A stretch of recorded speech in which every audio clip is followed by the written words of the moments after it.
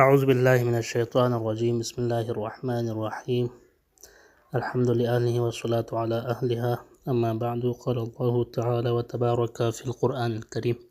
بسم اللہ الرحمن الرحیم ورتل القرآن ترتیلا۔ نون ساکنہ اور تنوین کے احکام ہم نے بیان کی، چاروں قسمیں کی بھی ہم نے مثالیں دے کر جو ہے وہ مکمل کیا، چاروں قسمیں جو ہے مکمل ہو گئی۔ آج انشاءاللہ نون ساکنہ اور تنوین کے بارے میں آپ لوگوں کو خط عثمان طٰہٰ قرآن مجید سے جو ہے چند مثالیں، اور یہ واقعاً یہ قرآن جو ہے انہوں نے تجوید کے اس احکام کے لحاظ سے ہی ترتیب دی ہے، حرکات وغیرہ بھی تجوید کے ان احکام کو دیکھ کے لگایا ہوا ہے۔ آپ لوگوں کو سمجھنے کے لیے بہت آسانی ہوگی کہ چند قرآن سے ہی ہم یہاں پہ بیان کریں گے کہ یہ اخفا، جہاں پہ اخفا ہوتا ہے انہوں نے نشان لگایا ہوا ہے، جہاں پہ ادغام ہوگا ان کا بھی نشان لگا ہوا ہے، جہاں پہ اظہار ہوگا، اقلاب ہوگا، یہ سب کا جو نشان انہوں نے قرآن مجید میں ہی لگا ہوا ہے، اس کو ہم غور سے دیکھنے کی ضرورت ہے۔ تو سب سے پہلے آپ لوگوں کے لیے ایک مثال جو ہے یہاں پہ سورہ مریم ہے، آیت نمبر 3 میں جو ہے آپ لوگوں کو انشاءاللہ یہاں پہ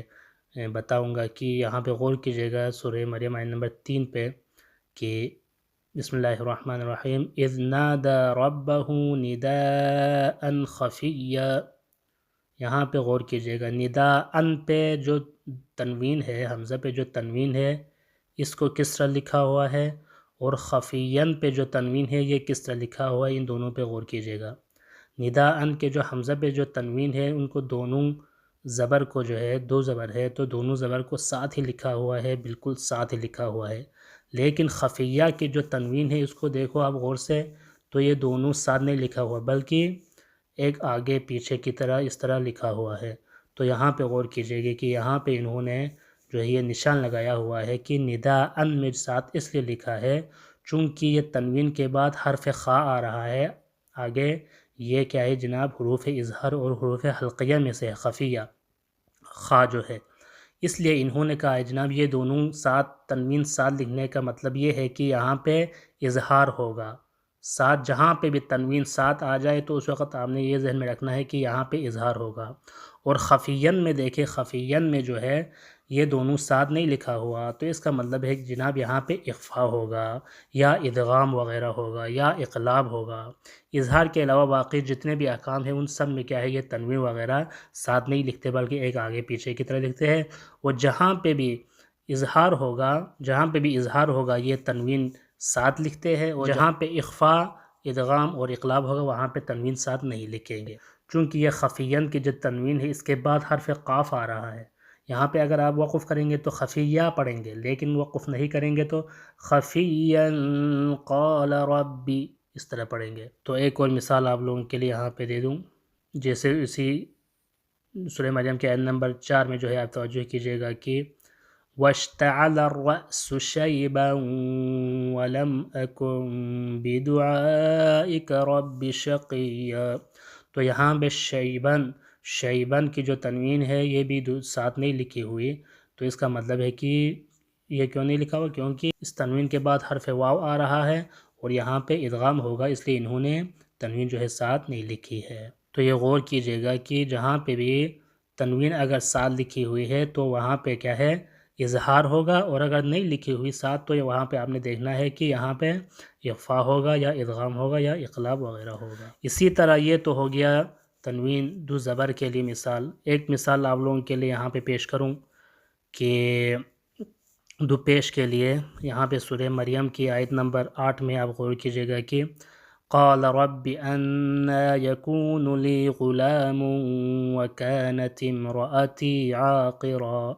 تو یہاں پہ غلامن میں جو دو پیش ہے اس پہ غور کیجیے گا کہ دو پیش دونوں پیش ہی لکھا ہوا ہے، ٹھیک ہے نہیں، دونوں پیش ہی لکھا ہوا ہے، الٹا پیش نہیں لکھا ہوا ہے، ٹھیک، الٹا پیش نہیں لکھا ہوا ہے، دونوں پیش ہی لکھا ہوا ہے۔ تو اس کا مطلب یہ ہے کہ یہاں پہ چونکہ یہ تنوین کے بعد حرف واو آ رہا ہے تو وہاں پہ ادغام ہوگا، اس لیے انہوں نے جو ہے دونوں پیش لکھا ہوا ہے۔ ایک مثال آپ لوگوں کے لیے ڈھونڈوں جس میں جو ہے اخفا ہوگا، تو وہاں پہ آپ لوگوں کو دو پیش کی شکل دکھاؤں۔ وہ مثال یہ ہے کہ یہی سورہ مریم کے آیت نمبر 15 میں جو ہے آپ دیکھ سکتے ہیں کہ وسلام علیہ یوم ولد ویوم یموت ویوم یبعث حیا۔ تو یہاں پہ وسلام علیہ پہ غور کیجیے گا کہ یہاں پہ جو سلامن ہے، یہاں پہ جو دو پیش انہوں نے جو تنوین لکھی ہے، یہ ایک جو ہے پیش لکھا ہوا ہے، دوسرا الٹا پیش لکھا ہوا ہے۔ تو جہاں پہ بھی پیش اور الٹا پیش آ جائے دو پیش کے لیے، تنوین کے لیے، تو اس کا مطلب ہے اس کے بعد حرف حلقی ضرور آ رہا ہے اور یہاں پہ اظہار ہوگا، یہ یاد رکھنا ہے آپ لوگوں نے۔ اگر دونوں دو پیش ہے تو وہاں پہ اخفاء، ادغام یا اقلاب ہوگا، اگر ایک پیش ہے اور دوسرا الٹا پیش ہے تو اس وقت وہاں پہ اظہار ہوگا۔ تو یہ ہو گیا تنوین کے لیے مثال۔ اب ہم آپ لوگوں کے لیے نون ساکنہ کی مثالیں پیش کرتے ہیں۔ یہاں پہ سورہ مریم آیت نمبر 9 پہ غور کیجیے گا کہ وَقَدْ خَلَقْتُكَ مِن قَبْلُ وَقَدْ خَلَقْتُكَ مِن قَبْلُ۔ تو یہاں پہ من پہ آپ نے غور کرنا ہے کہ یہاں پہ من ساکنہ ہے، لیکن انہوں نے ساکن جزم کوئی سکون نہیں لگایا ہے۔ کیوں نہیں لگایا ہے؟ اس پہ غور کرنا ہے، کیونکہ جہاں پہ بھی اخفاء ہوگا یا ادغام ہوگا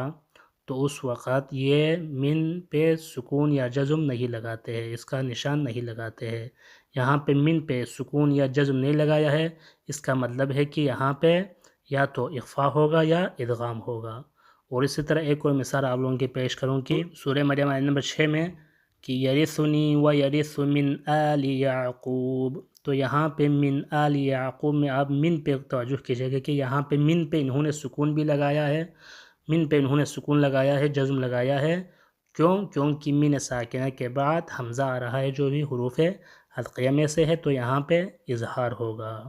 تو جہاں پہ بھی اگر نون ساکن پر اگر سکون لگایا ہوا ہے، جزم لگایا ہوا ہے، تو اس کا مطلب ہے کہ یہاں پہ اظہار ہوگا۔ اگر نون ساکنہ کے بعد نون ساکنہ پر کوئی جزم نہیں لگایا ہوا، کوئی جو ہے سکون نہیں لگایا ہوا، تو اس کا مطلب ہے کہ وہاں پہ یا تو اخفاء ہوگا یا ادغام ہوگا۔ تو یہ مفید چیزیں ہیں جو آپ غور کریں تو انشاءاللہ آپ جب بھی تلاوت کریں تو خط عثمان طٰہٰ میں جو ہے یہ خصوصیات موجود ہے کہ آپ وہاں پہ ان نشانیوں کو جان سکتے ہیں، پتہ کر سکتے ہیں کہ کہاں پہ اظہار ہوگا، کہاں اخفاء ہوگا، کہاں ادغام ہوگا۔